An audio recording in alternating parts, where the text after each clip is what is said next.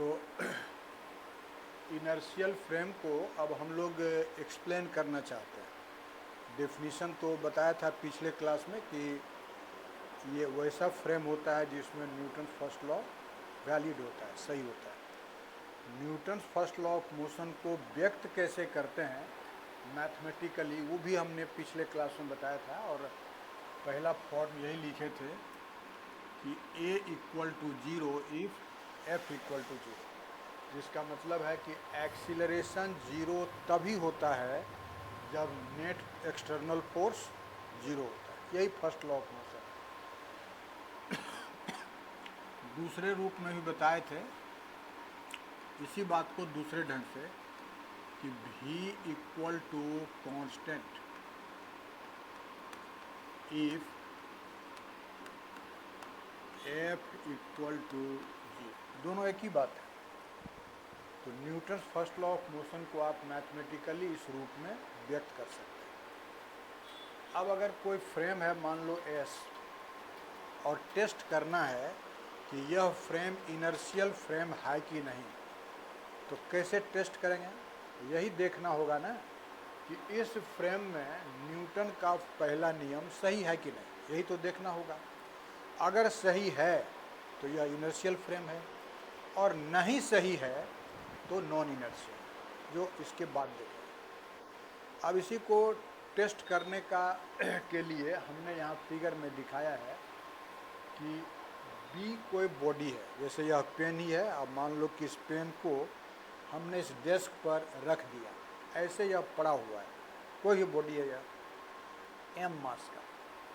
तो m मास का एक बॉडी ले लिया जो ग्राउंड के सतह पर पड़ा हुआ है, रखा हुआ है, ठीक है।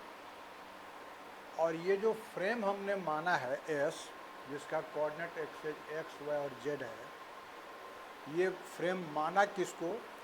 तो या तो आप ग्राउंड को ही फ्रेम मान लीजिए, या ग्राउंड के रेस्पेक्ट में जो चीज़ अस्थिर है, जैसे यह बिल्डिंग ग्राउंड के रेस्पेक्ट में चल रहा है कि अस्थिर है? अस्थिर है ना, ग्राउंड सतह पर पड़ा हुआ है। तो आप इसी को फ्रेम मानिए तो कोई फर्क नहीं है। ग्राउंड का फ्रेम और ग्राउंड पर पड़े हुए ऑब्जेक्ट का फ्रेम, दोनों एक ही बात है। या कोई पेड़ खड़ा है, उसको फ्रेम मानो कि ग्राउंड के सतह को फ्रेम मानो, एक ही बात। वैसा ही एक फ्रेम हमने मान लिया। अब इस फ्रेम में कोई आदमी बैठा हुआ जिसको ऑब्जर्वर बोलते हैं। कल्पना करो इसके ओरिजिन पर कोई आदमी बैठा हुआ है, और वह इस बॉडी को ऑब्जर्व कर रहा है, उसको देख रहा है, और वो डिसाइड करेगा कि इस बॉडी पर फोर्स कितना लगता है और उसका एक्सीलरेशन क्या है। वो डिसाइड करेगा अपने फ्रेम में, ठीक है। तो पहले इतनी बात को नोट करते हैं। Consider S is a frame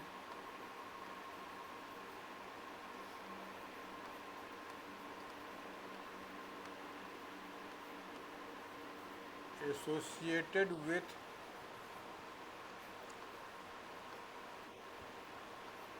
the ground or any object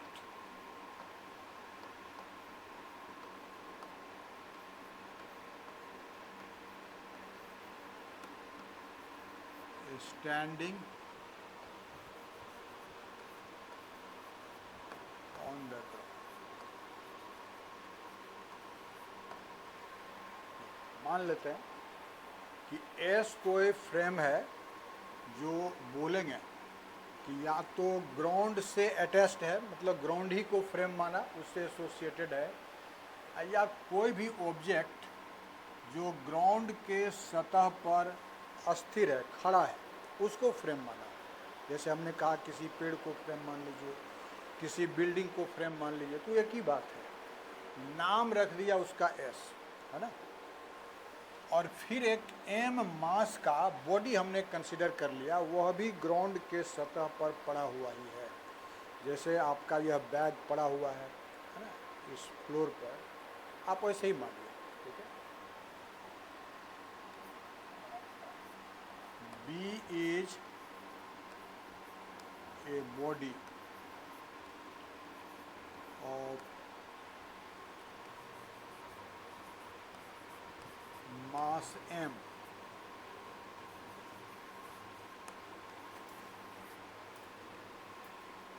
lying on the floor.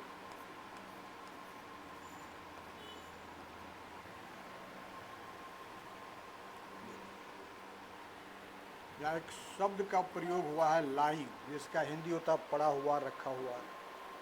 M मास का कोई बॉडी है जो फ्लोर पर, सतह पर पड़ा हुआ है, ऐसा हमने सपोज किया, मान लिया। ठीक है, अब देखो, अब सबसे पहले एस फ्रेम में बैठा जो ऑब्जर्वर है, जो इस बॉडी के मोशन को ऑब्जर्व करेगा, वह ऑब्जर्वर एट फर्स्ट निर्धारित करेगा कि इस बॉडी पर फोर्सेस क्या क्या काम कर रहा है, कौन कौन फोर्स लग रहा है। ठीक है, तो आप देखेंगे कि दो फोर्स इस पर काम कर रहा है, ओबियस है वो। एक फोर्स है ग्रेविटी का फोर्स, आप जानते हैं कि जैसे यह रखा हुआ है ऐसे ही जो हमारी पृथ्वी है, वह हर एक ऑब्जेक्ट को अपने सेंटर के तरफ अट्रैक्ट करती है एक फोर्स से, जिसको आप कौन फोर्स कहते हैं, फोर्स ऑफ ग्रेविटी कहते हैं, है ना, गुरुत्वाकर्षण का बल कहते हैं, या उसको बॉडी का वेट भी कहा जाता है, वेट ऑफ द बॉडी, है ना, उस बॉडी का भार। अगर एम मास है तो ग्रेविटी का फोर्स होता है एम इंटू जी, जिसको वेट कहते हैं। वह काम किधर करता है, डाउनवर्ड डायरेक्शन, नीचे के तरफ। अब सोचो, पेन पर एम जी फोर्स पृथ्वी लगा रही है नीचे के तरफ, लेकिन यह पेन गिरती नहीं है यहाँ से। बोलो क्यों, क्यों नहीं गिरती है? ये जो सतह है जिस पर ये रखा हुआ है, ये सतह भी इस पर एक फोर्स लगाता ऊपर के तरफ, जिसको कहते हैं हम लोग नॉर्मल फोर्स या नॉर्मल रिएक्शन, जो एन दिखाया हुआ है। यही फोर्स इसको बैलेंस करता है ना। अगर आप इसके नीचे से अपना हाथ हटा लीजिएगा तो ये गिर जाएगा, क्योंकि ये जो एन काम कर रहा था अब नहीं काम करेगा, कॉन्टैक्ट फोर्स है यार। तो हमारे इस ऑब्जेक्ट पर दो फोर्सेस काम कर रहा है, कौन कौन? एक ग्रेविटी का force M G downward direction में, दूसरा normal force N upward direction, ठीक अपोजिट दिशा में।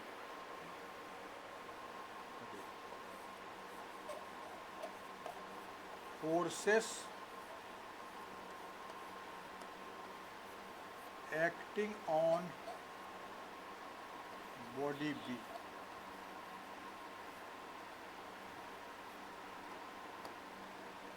बॉडी बी पर काम करने वाला फोर्सेस, कौन कौन फोर्स बॉडी बी पर काम कर रहा है?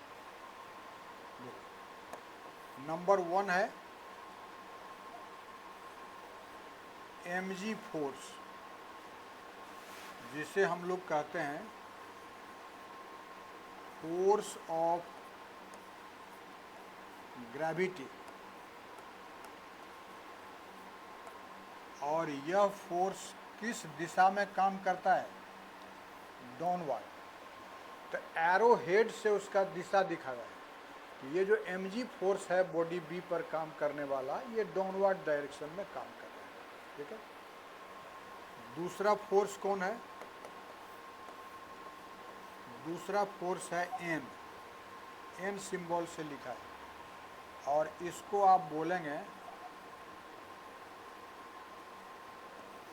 नॉर्मल फोर्स या नॉर्मल रिएक्शन भी कहा जाता है। और ये किधर काम करता है? Upward direction. एरो हेड ऊपर के तरफ बनाया, मतलब ऊपर के तरफ यह फोर्स काम करता है। ठीक है,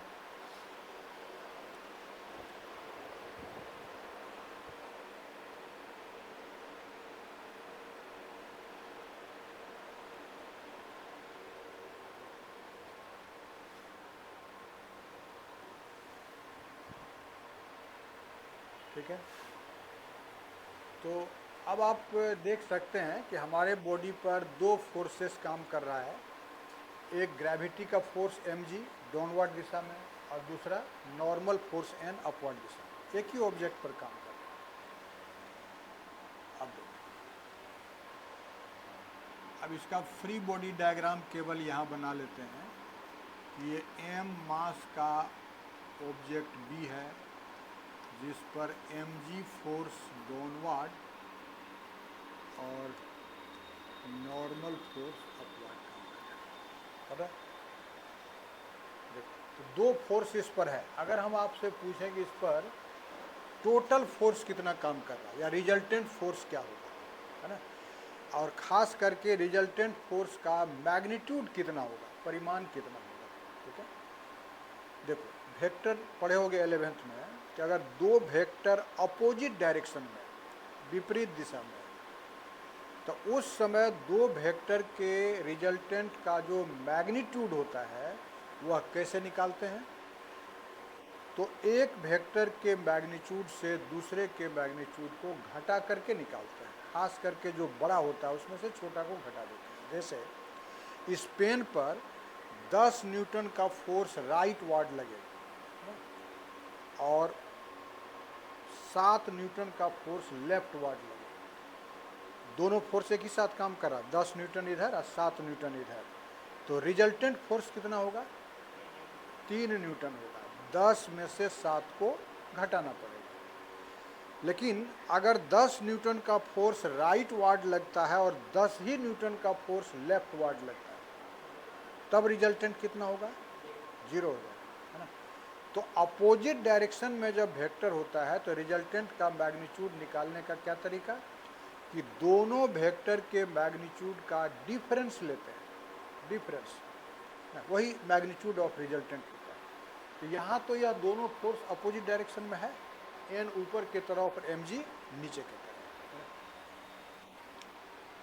यहाँ देखिए, as n is anti parallel to mg, ये जो सिंबल बनाया है हमने यहाँ, एक तीर का चिन्ह ऊपर और दूसरा नीचे, इसको क्या पढ़ेंगे? Anti parallel,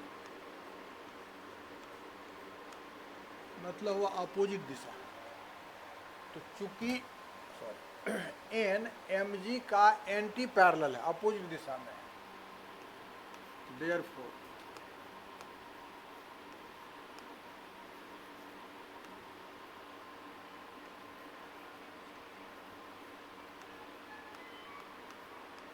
magnitude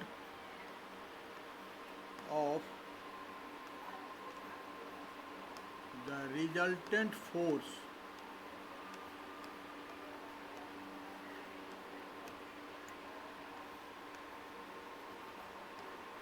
on B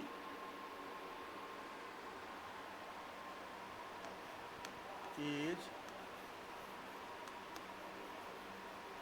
given by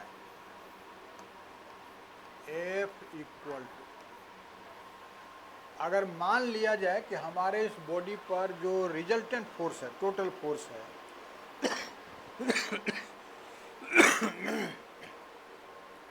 उस फोर्स का मैग्नीट्यूड F के बराबर है। तो F बराबर लिखेंगे mg डिफरेंस n। ध्यान से देखो, ये जो सिंबल हमने बनाया इसको क्या पढ़ेंगे? इसको पढ़ते हैं डिफरेंस। डिफरेंस जब भी निकालना होता है तो हमेशा बड़ा से छोटा को घटाते हैं। जैसे आपसे हम दो क्वेश्चन करते हैं, अगर आपसे कहें कि 7 माइनस 5, 7 में से 5 को घटाओगे, क्या मिलेगा? 2। अब दूसरा क्वेश्चन है 5 माइनस 7, 5 में से 7 को घटाएंगे, तब -2। अलग अलग आंसर हुआ। लेकिन अब क्वेश्चन है कि 7 और 5 का अंतर बताओ। 7 और 5 में कितना अंतर? 2 का अंतर। अब कहेंगे 5 और 7 का अंतर बताओ, तब भी 2। अंतर जो है, डिफरेंस, वो कभी नेगेटिव नहीं होता है। जैसे ही कहा 7 और 5 का डिफरेंस, अब 5 और 7 ये क्या बात है, वो हमेशा बड़े से छोटा को घटा देते हैं। लेकिन जब घटाने की बात होगी तो 5 - 7 और 7 - 5 अलग अलग बात है। इसलिए जब वेक्टर अपोजिट दिशा में हो तो आपको यहाँ माइनस नहीं लिख करके अगर डिफरेंस का साइन लिखते हैं तो ज़्यादा बढ़िया है, ज़्यादा बेहतर है। किताबों में माइनसो लिखा रहता है। अगर mg बड़ा है n से तो mg में से घटा देंगे n को, अगर n ही बड़ा है mg से तो n में से mg को घटा देंगे। बात समझ रहे? ऐसा है। तो ये रिजल्टेंट का मैग्नीट्यूड है। अब देखो, अब हम एस्यूम करते हैं n इक्वल टू mg। मान लेते हैं कि इस बॉडी पर जो दो फोर्स है n और mg दोनों बराबर मैग्नीट्यूड का है। तो बोलो, अगर n और mg बराबर है तो उस समय आप हमको बताइए कि तब f का वैल्यू क्या होगा। mg और n दोनों इक्वल है तो डिफरेंस कितना होगा? 0 होगा। तो दिस विल बी 0। इसका क्या मतलब? इसका मतलब है कि आपने एक ऐसा बॉडी कंसीडर किया b m मास का जिस पर रिजल्टेंट फोर्स कितना है? 0 है। ऐसा हमने अस्यूम कर लिया, ठीक है। अब इस बॉडी b का एक्सीलरेशन मापेंगे। फोर्स तो 0 है, हम मापेंगे किस चीज़ को? एक्सीलरेशन को। किसके रेस्पेक्ट में? तो फ्रेम s के रेस्पेक्ट में। ध्यान से देखो, ये जो हमारा s फ्रेम है इसके रेस्पेक्ट में हम इस बॉडी का एक्सीलरेशन मापने जा रहे हैं, ठीक है।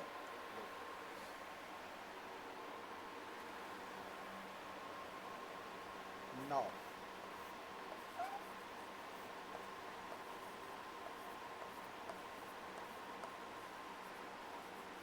acceleration of body B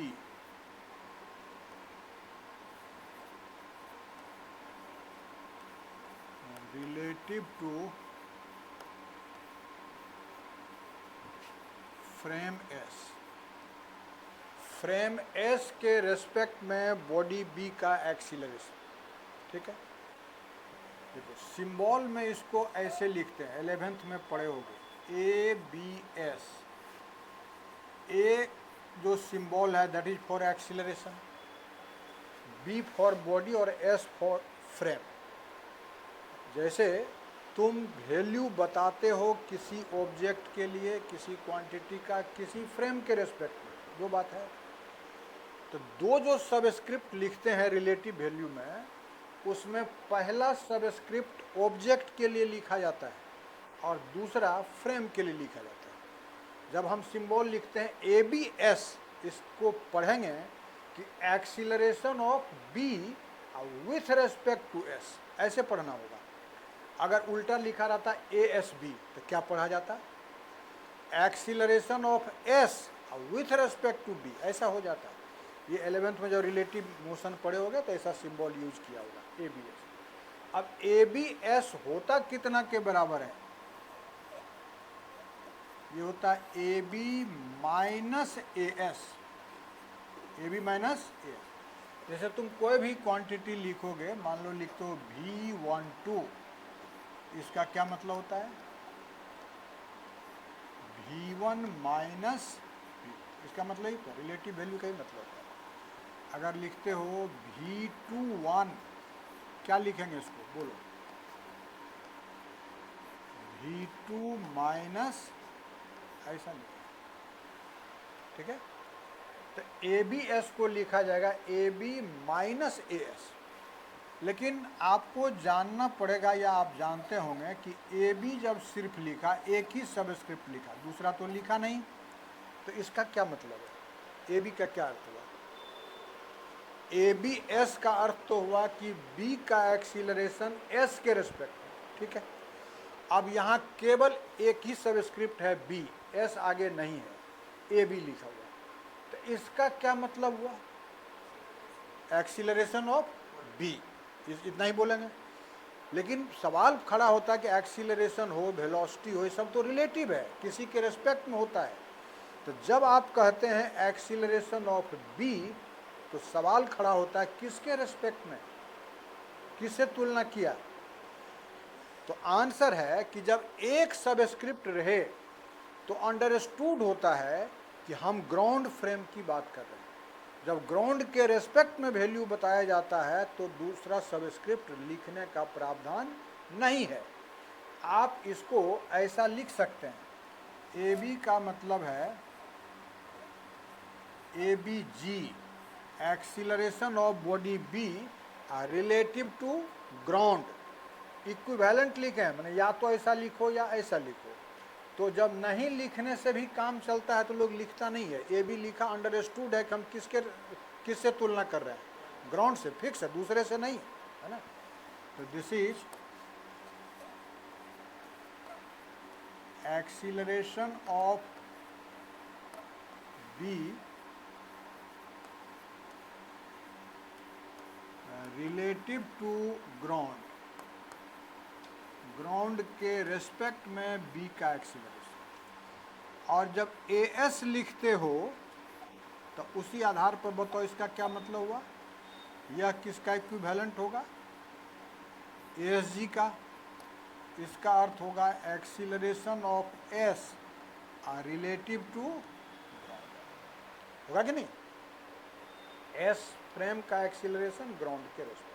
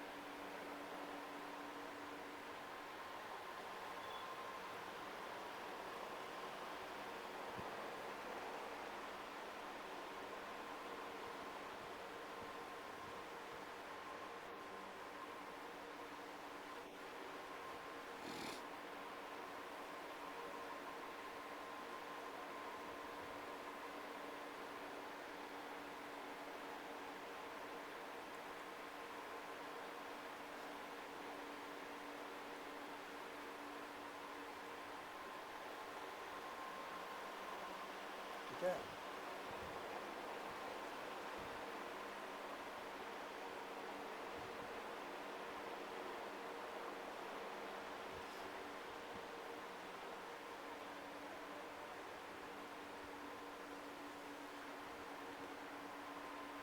ठीक है। अब आप लोगों से कुछ सवाल कर रहे हैं, आप उसके लिए इस फिगर को देखिए। ये जो हमारा बॉडी बी है, हमने यहाँ शब्द यूज किया था, it is lying on the floor, ये सतह पर रखा हुआ है, पड़ा हुआ है। जैसे तुम्हारा वह बैग, तुम्हारा यह बोतल, तुम्हारा कॉपी पड़ा हुआ है, ऐसे ही पड़ा हुआ है, ठीक है। तो आप बताइए, क्या ग्राउंड के रेस्पेक्ट में यह बैग चल रहा है, कि भाग रहा है क्या, या हम पेन को रखे हुए तो क्या ग्राउंड के सतह में यह पेन भागी जा रही है, मतलब रेस्ट में। तो अगर ये रेस्ट में है ग्राउंड फ्रेम में, तो ग्राउंड के रेस्पेक्ट में इसका एक्सीलरेशन क्या होगा, जीरो होगा। अरे एक्सीलरेशन तो तब होगा जब वेलोसिटी बदलता है, एक सेकंड में जो वेलोसिटी में चेंज आता है उसी को एक्सीलरेशन कहते हैं।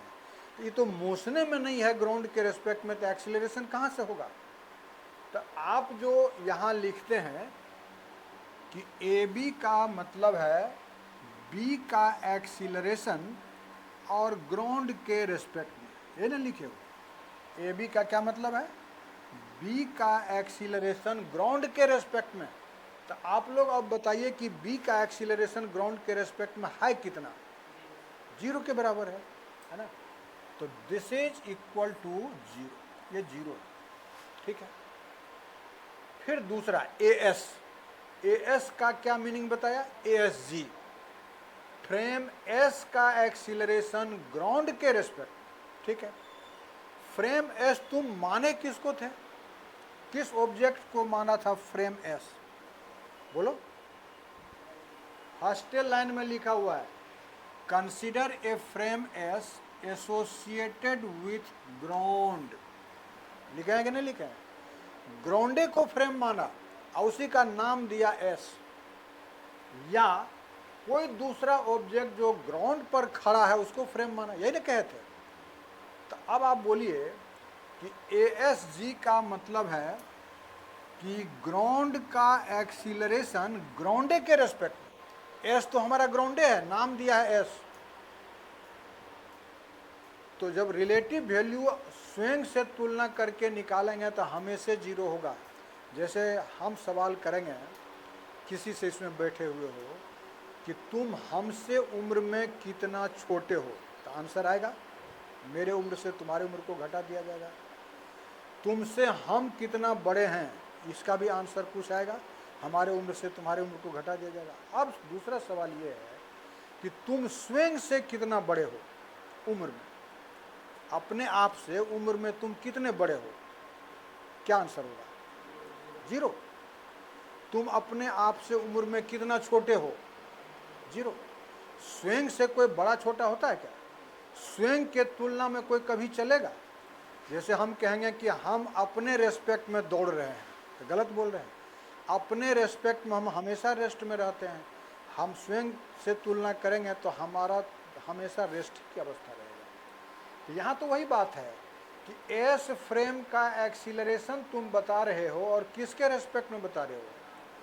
ऐसे के रेस्पेक्ट में। क्यों? क्योंकि एस तो ग्राउंडे है, ग्राउंडे को फ्रेम माना है, तो इसका मान क्या होगा? ये तो जीरो होगा ना, ये तो एकदम स्वयं सिद्ध है कि जीरो होगा। So it is also zero. मेरे कहने का मतलब ये है कि ए बी भी जीरो है और ए एस भी जीरो है, दोनों ही जीरो है। तो आप यहाँ क्या लिखेंगे? Zero minus zero. Therefore body B का एक्सीलरेशन फ्रेम एस के रेस्पेक्ट में कितना आ गया बताओ? जीरो। अब ये माना नहीं है, ये हमने कैलकुलेशन करके निकाला है कि बॉडी बी का एक्सीलरेशन फ्रेम एस के रेस्पेक्ट में जीरो। अब फ्रेम एस में जो घटना हो रही है उसमें बैठा ऑब्जर्वर जो देखेगा बॉडी बी के मोशन को, उसका क्या ऑब्जर्वेशन होगा? उस आदमी से पूछेंगे कि बोलो इस पर नेट फोर्स कितना है।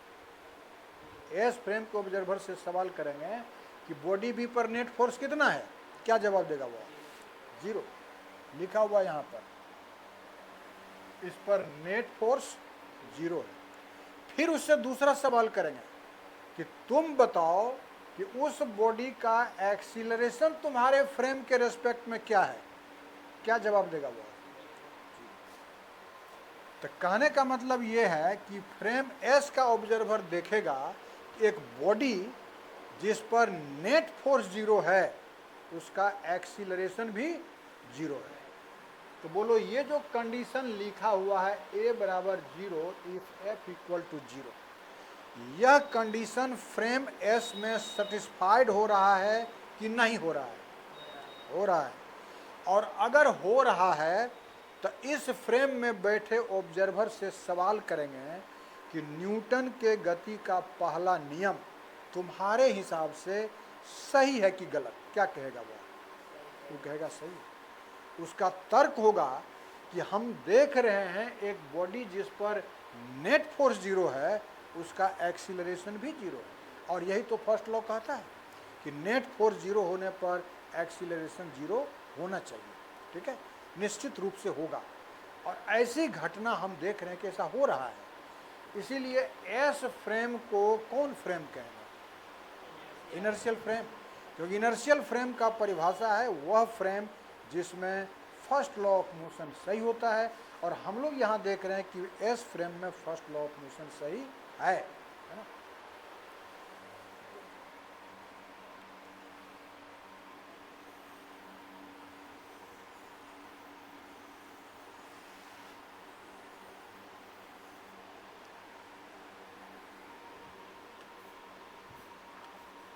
दस इन frame S.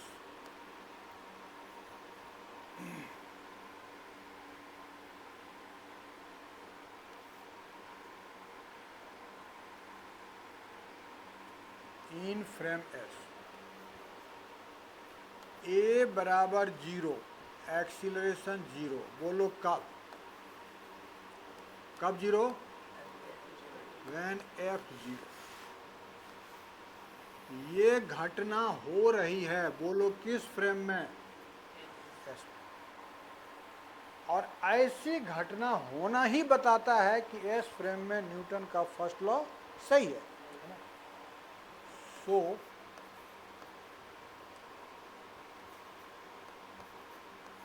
First law of motion holds in frame S। इसीलिए जो फर्स्ट लॉ ऑफ मोशन है वह फ्रेम S में होल्ड कर रहा है।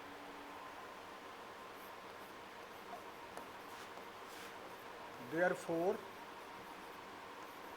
S is an inertial। इसीलिए S कैसा फ्रेम है? एक इनर्शियल। बात समझ आई? इसलिए S जो है वह एक इनर्शियल है।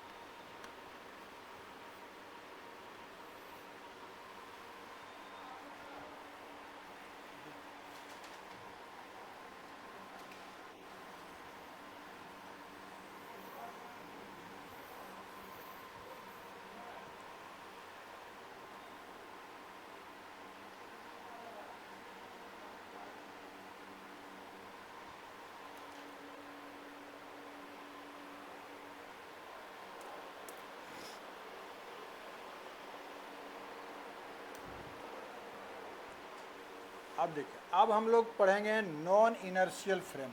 इसको मिटा दें।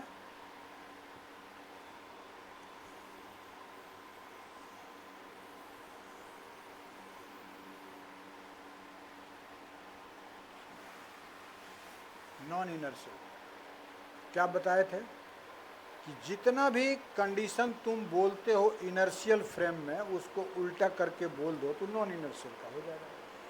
जैसे आपने इनर्शियल फ्रेम को कैसे डिफाइन किया कि जिस फ्रेम में न्यूटन का फर्स्ट लॉ सही होगा उसको इनर्शियल फ्रेम कहेंगे, ठीक है। और जब कहते हो कि न्यूटन का फर्स्ट लॉ सही होगा, इसका मतलब तुम क्या कह रहे हो कि A will be 0 if F is 0, यही कह रहे हो। तो इनर्शियल फ्रेम में ऐसी घटना होती है।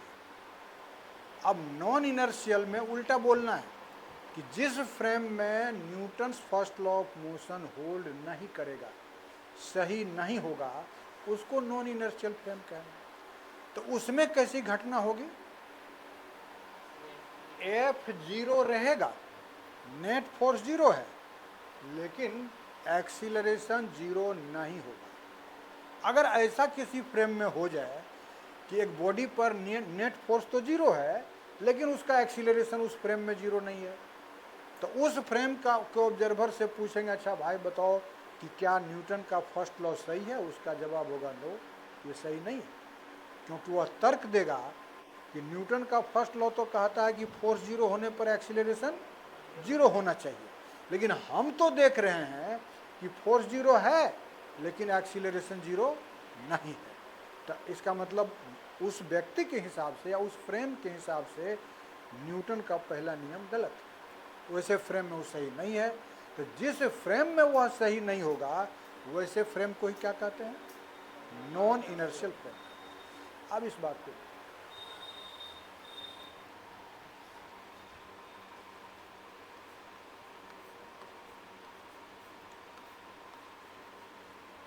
Newton's first law of motion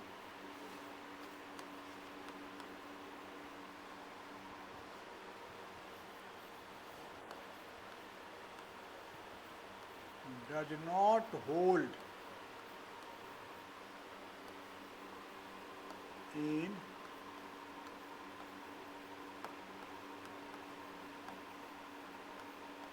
non inertial frames.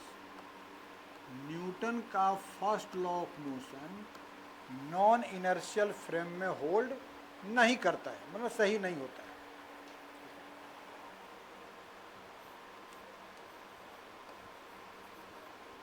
Therefore, in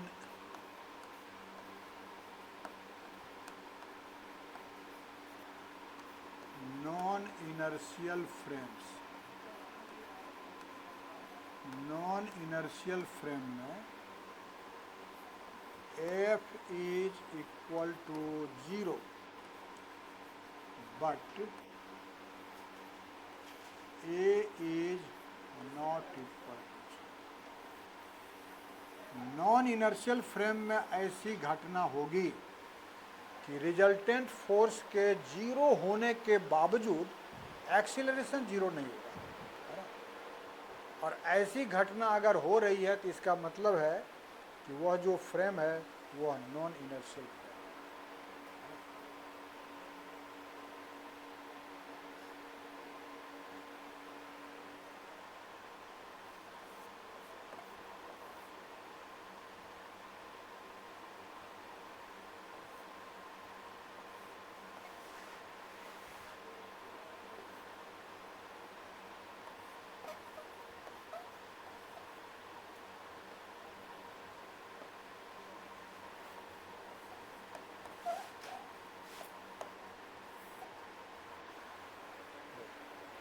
explain. अब इस फ्रेम को हम एक्सप्लेन करना चाहते हैं।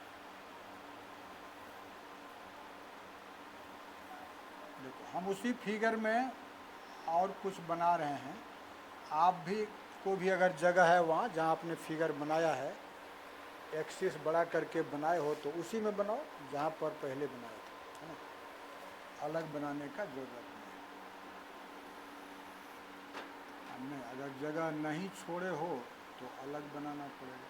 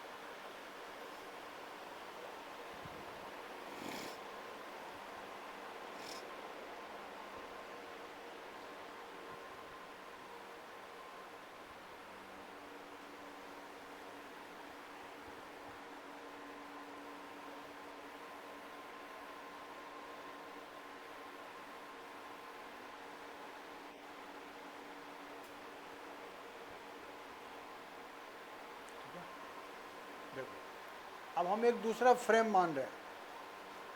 ये जो आप देख रहे हैं, यह सपोज करो कि एक व्हीकल है, कोई गाड़ी है। अब हमको गाड़ी बहुत बढ़िया बनाने नहीं आता, इसलिए इसे बना दिया। इसमें कोई आदमी बैठा हुआ है या खड़ा है, ठीक है। और ये जो कार है या व्हीकल है कोई भी, वह इस एस फ्रेम के रेस्पेक्ट में या कहो ग्राउंड के रेस्पेक्ट में ए एक्सीलरेशन से चल रहा है। कार का एक्सीलरेशन है कितना, ए। किसके रेस्पेक्ट में, एस अथवा ग्राउंड के रेस्पेक्ट। या आप ग्राउंड पर खड़ा, आप देख रहे हैं कि एक ऑटो भागा चला जा रहा है ए एक्सीलरेशन से, आपने ऐसा देखा। हम इसी गाड़ी को फ्रेम मान लिया और नाम रख दिया एस डैश्ड। एक्सिस दिखाना होगा तो X dashed, Y dash, Z dashed लिख दिया, है ना, नाम एस डैश्ड। अब इस फ्रेम में जो बैठा ऑब्जर्वर है, वह ऑब्जर्वर भी इसी बॉडी, वही बॉडी है जो ग्राउंड पर पड़ा हुआ था, उसी के मोशन को ऑब्जर्व करेगा। लेकिन ये अब ऑब्जर्व कर रहा है, ठीक है। तो वो क्या डिस्क्राइब करेगा इसके मोशन को, इस बात को समझना है हम लोगों को। बात सुना रही है? एक लाइन लिखिए, consider a frame S dashed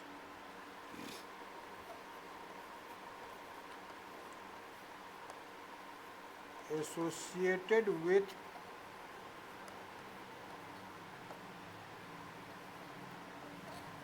a vehicle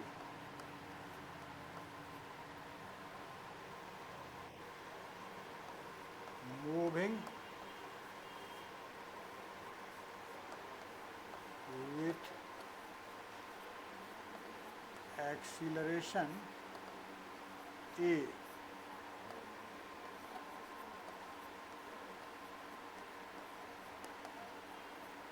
relative to S और ग्राउंड।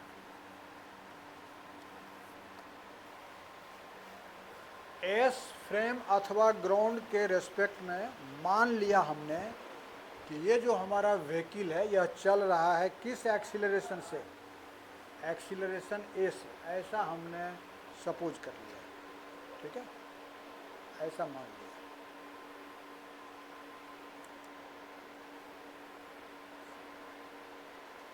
अब देखो बॉडी वही बी है, तो बॉडी बी पर वही दो फोर्स लग रहा होगा कि कोई नया फोर्स इस पर लगने लगेगा, वही लगेगा। इसको क्या मतलब है कि कोई नया फ्रेम आप मान रहे हैं, बॉडी बी तो पड़ा हुआ, जैसे यह पेन पड़ी हुई तो अभी भी है ना, तो वही दो फोर्स है, एम जी है और एन है। तो बॉडी बी जब वही है पुराना वाला, तो इस पर नेट फोर्स कितना है, 0। ये हम लोग पहले से एस्यूम करके रखे हुए है ना। तो बॉडी बी जिस पर नेट फोर्स 0 है, ये हम पहले से जानते हैं। अब इस बॉडी का एक्सीलरेशन हम इस नए फ्रेम में, इस व्हीकल के फ्रेम में मापने जा रहे हैं, वो कितना होगा, ध्यान से देखिए।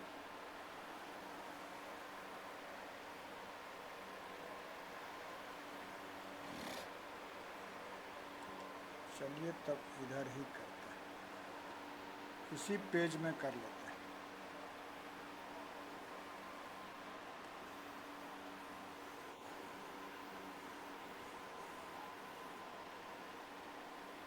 बॉडी बी का एक्सीलरेशन नाउ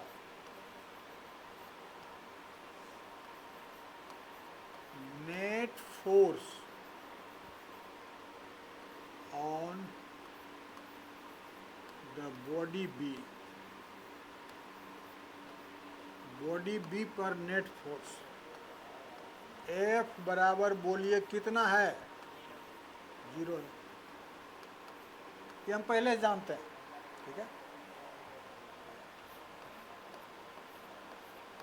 अब एक्सीलरेशन ऑफ बी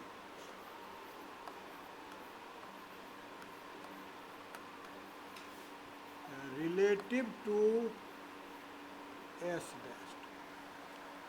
अब इस बॉडी का एक्सीलरेशन फ्रेम एस डैश के रेस्पेक्ट में क्या होगा, ये हम निकालने जा रहे हैं। तो बोलिए सिंबल क्या लिखिएगा, एक्सीलरेशन तो ए लिख लिया, किसका एक्सीलरेशन, तो यहाँ क्या लिखेंगे, किसके रेस्पेक्ट में, एस डैश्ड के रेस्पेक्ट में, एस डैश्ड लिखेंगे कि नहीं, ए बी एस डैश्ड, इसका मतलब बी का एक्सीलरेशन एस डैश्ड के रेस्पेक्ट में। बोलो इसको क्या बोले थे लिखने के लिए,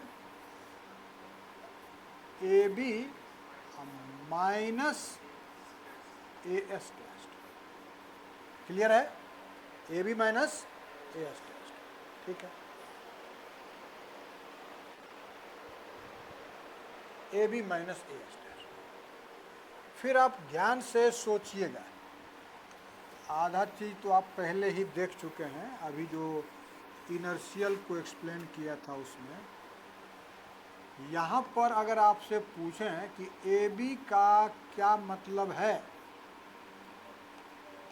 इसका मतलब है A B G, body B का एक्सीलरेशन ग्राउंड के रेस्पेक्ट, और ये कितना है, ये पहले सीख चुके हो, ए बी बराबर 0 था कि नहीं, क्योंकि यह बॉडी बी ग्राउंड पर पड़ा हुआ है, इसलिए ग्राउंड के रेस्पेक्ट में इसका एक्सीलरेशन 0 है, ठीक है। और बताइए ए एस डैश्ड का क्या मतलब है, एस डैश्ड, तो acceleration of S dashed with respect to ground, ठीक है।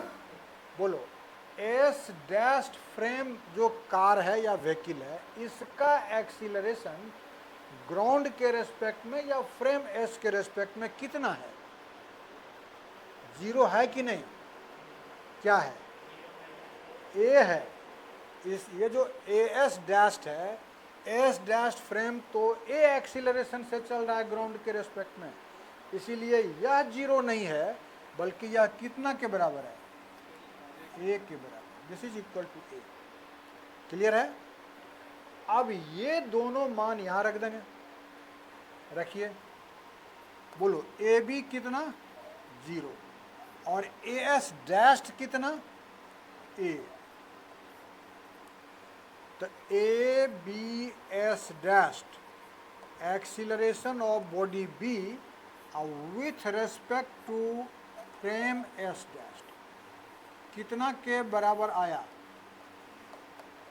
माइनस ए के बराबर आया, क्या 0 आया, बॉडी बी का एक्सीलरेशन एस डैश्ड फ्रेम के रेस्पेक्ट में 0 आया क्या, कितना आया, ये कॉमन एक्सपीरियंस की बात है, सब ने अनुभव किया होगा, तुम जब बस में या ट्रेन में बैठते हो और वह बस चलती है या ट्रेन चलती है, तो उस ट्रैक के बगल में जो पेड़ खड़ा है, आप क्या देखते हैं उसको, कि आपकी ट्रेन जिधर जा रही है उसके उल्टे दिशा में वो भागा चला जा रहा है, ऐसा अनुभव करते हो कि नहीं करते हो, ये तो वही बात है कि ये जो कार जो ए एक्सीलरेशन से चल रहा है, तो ये सोचो ग्राउंड पर पड़ा हुआ पत्थर है, उसको यह आदमी देखता है कि तो भाग रहा है ए एक्सीलरेशन से उल्टे दिशा में, माइनस साइन वहाँ बता रहा है कि इसका जो एक्सीलरेशन होगा उतना ही एक्सीलरेशन इसका होगा, लेकिन अपोजिट दिशा में होगा। अगर ये 5 मीटर पर सेकेंड स्क्वायर के एक्सीलरेशन से पूरब के तरफ भागा जा रहा है, तो इसमें बैठा आदमी अनुभव करेगा कि यह पत्थर 5 मीटर पर सेकेंड स्क्वायर के एक्सीलरेशन से ही भाग रहा है, लेकिन किधर, पश्चिम के तरफ उल्टा भाग रहा है, इसलिए माइनस आया। तो गौर करिए, इक्वेशन 1 को देखिए और इक्वेशन 2 को देखिए और हमको बताइए, एस डैश्ड फ्रेम में बैठा ऑब्जर्वर दो घटना को ऑब्जर्व कर रहा है। पहली घटना, net force on body B क्या है, और acceleration of body B with respect to frame S dashed क्या है, माइनस ए है, नॉट 0, 0 नहीं। तो हम एस डैश्ड फ्रेम के ऑब्जर्वर से पूछेंगे कि भाई तुम बताओ कि Newton's first law of motion सही है कि गलत, क्या जवाब होगा उसका, वो कहेगा गलत है, मेरे फ्रेम में गलत है। वह क्यों कहेगा, क्योंकि उसका तर्क होगा कि हम तो देख रहे हैं कि एक बॉडी जिस पर नेट फोर्स 0 है उसका एक्सीलरेशन 0 नहीं है, जबकि फर्स्ट लॉ ऑफ मोशन कहता है कि एफ के जीरो होने पर निश्चित रूप से ए जीरो होना चाहिए, ऐसा हो नहीं रहा है। बस में आ गई। So in frame S dashed, frame S dashed में होने वाली घटना को बताइए। बोलिए क्या हो रहा है? एफ जीरो है कि नहीं? लेकिन क्या जीरो नहीं है? ए इज नॉट जीरो। ये एस फ्रेम में होने वाली घटना है, सॉरी एस डैश फ्रेम में। F is zero but A is not zero. और ये घटना बता रहा है कि एस डैश फ्रेम में Newton first law of motion valid नहीं, उसमें वह होल्ड नहीं कर रहा है। और डेफिनेशन कहता है कि जिस फ्रेम में न्यूटन का फर्स्ट लॉ होल्ड नहीं करेगा दैट इज नॉन इनर्शियल। इसीलिए एस डैश, ये जो कार से अटैच्ड हमारा फ्रेम है एस डैश, वो कौन फ्रेम है? Non inertial. क्लियर है? तो this implies S dash is a non-inertial frame.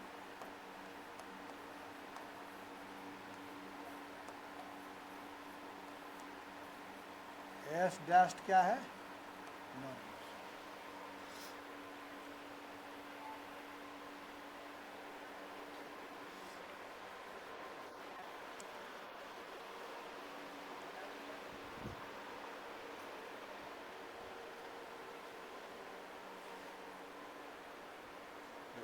तो क्या होता है इनर्शियल फ्रेम और नॉन इनर्शियल फ्रेम, आपने ये डिटेल जान लिया। अब एक्चुअली हम इस दोनों फ्रेम का जो मेन फैक्ट्स है केवल उसकी चर्चा कर देते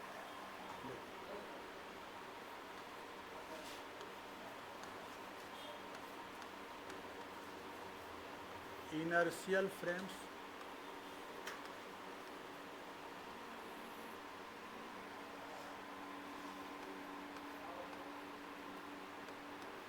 non inertial frames.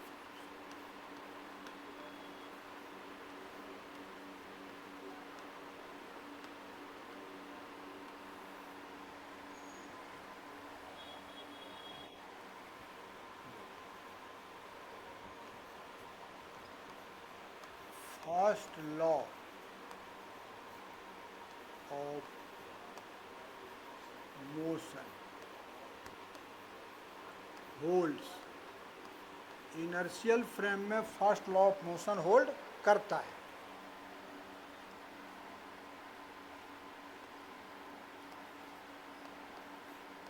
First law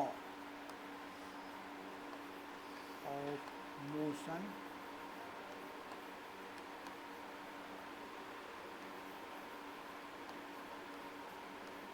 does not hold,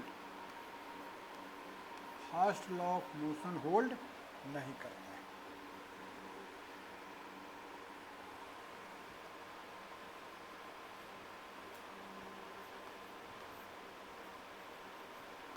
ये है नॉन एक्सीलरेटेड फ्रेम्स। कोई भी बॉडी जो एक्सीलरेटेड मोशन में नहीं होता है उसी से अटैच्ड फ्रेम एक्चुअली इनर्शियल होता है ना। यह है नॉन एक्सीलरेटेड फ्रेम्स और ये है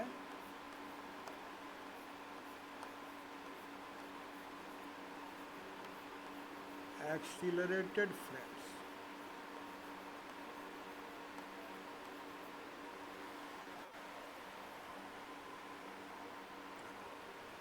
अब जब बोलते हो नॉन एक्सीलरेटेड फ्रेम, इसका मतलब हुआ कि इसका एक्सीलरेशन क्या होगा? इस फ्रेम का एक्सीलरेशन जीरो होगा, या कहेंगे कि इस फ्रेम का जो वेलोसिटी होगा वो कांस्टेंट होगा। जितना भी इनर्शियल फ्रेम होगा वो चल सकता है, लेकिन कांस्टेंट वेलोसिटी से चल सकता है, ठीक है। और नॉन इनर्शियल फ्रेम में क्या होगा, तो इसका एक्सीलरेशन जीरो नहीं होता है और velocity is not constant, velocity बदलेगा। नॉन यूनिफॉर्म मोशन का, ये यूनिफॉर्म मोशन वाला फ्रेम है, वह नॉन यूनिफॉर्म मोशन का फ्रेम है।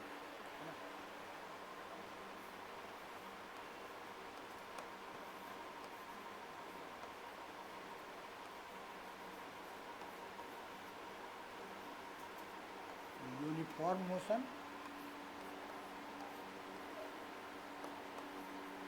Non uniform.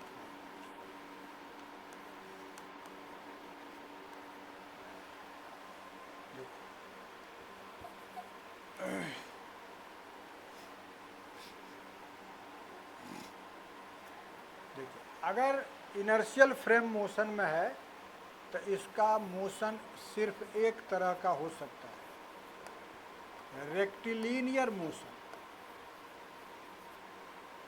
एक स्ट्रेट लाइन पर ही मोशन संभव है विथ कांस्टेंट वेलोसिटी। ऐसा नहीं बोल रहे हैं कि स्ट्रेट लाइन पर वेलोसिटी बदलता नहीं है, तो बदलता है, लेकिन अगर संभावना है कि वेलोसिटी कांस्टेंट रखना है हमको, तो पाथ क्या होना चाहिए, स्ट्रेट लाइन। दूसरे पाथ पर मोशन होने पर आप वेलोसिटी को कांस्टेंट रख ही नहीं सकते हैं। मैग्नीट्यूड को भले ही आप कांस्टेंट रखिएगा, लेकिन डायरेक्शन बदल जाएगा और वेलोसिटी वेक्टर बदल जाएगा, है ना। तो इसीलिए जो इनर्शियल फ्रेम है वो अगर मोशन में है तो कैसा मोशन होगा, रेक्टिलिनियर, स्ट्रेट लाइन पर चलेगा। और ये जो नॉन इनर्शियल फ्रेम है इसमें मोशन रेक्टिलिनियर भी हो सकता है, स्ट्रेट लाइन पर भी चल सकता है, वहाँ भी एक्सीलरेशन होता है, लेकिन स्ट्रेट लाइन के अलावा अगर किसी दूसरे पाथ पर मोशन हो तो गारंटीड है कि वह फ्रेम नॉन इनर्शियल ही होगा। जैसे हर एक रोटेट करने वाला फ्रेम नॉन इनर्शियल ही होता है, इसलिए चैप्टर का ही नाम है मोशन इन रोटेटरी फ्रेम, आगे पढ़ेगा।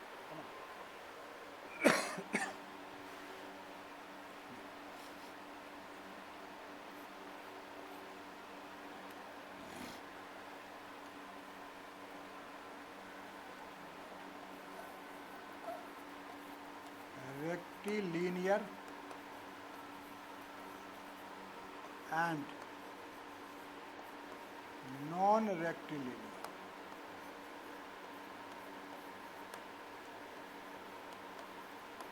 रेक्टिलिनियर मोशन में भी नॉन इनर्शियल फ्रेम हो सकता है, लेकिन नॉन रेक्टिलिनियर भी हो सकता है, लेकिन इनर्शियल फ्रेम जब भी मोशन में होगा तो रेक्टिलिनियर मोशन ही हो सकता है, नॉन रेक्टिलिनियर नहीं। तो इतना ध्यान रखो कि इनर्शियल फ्रेम एक नॉन एक्सीलरेटेड फ्रेम है, उसके मोशन में एक्सीलरेशन नहीं होता है, वेलोसिटी कांस्टेंट होता है, मतलब या तो फ्रेम रेस्ट में होगा या कांस्टेंट वेलोसिटी से चलेगा। लेकिन जो नॉन इनर्शियल फ्रेम है वो हमेशा एक्सीलरेटेड मोशन का फ्रेम है। जो फ्रेम एक्सीलरेट करता है वही नॉन इनर्शियल कहलाता है, और उसमें Newton's first law of motion सही नहीं होता है, लेकिन इनर्शियल फ्रेम में सही होता है। तो फ्रेम क्या है, कितने तरह का होता है, ये हम लोग जाने हैं। अब जो फिर मंडे को क्लास होगा तो ये चैप्टर नहीं होगा, उस दिन फिर वही मैथमेटिकल फिजिक्स, कैलकुलस वाला चीज़ है ना। इस तरह से दोनों पार्ट को साथ साथ हम लोग पढ़ेंगे।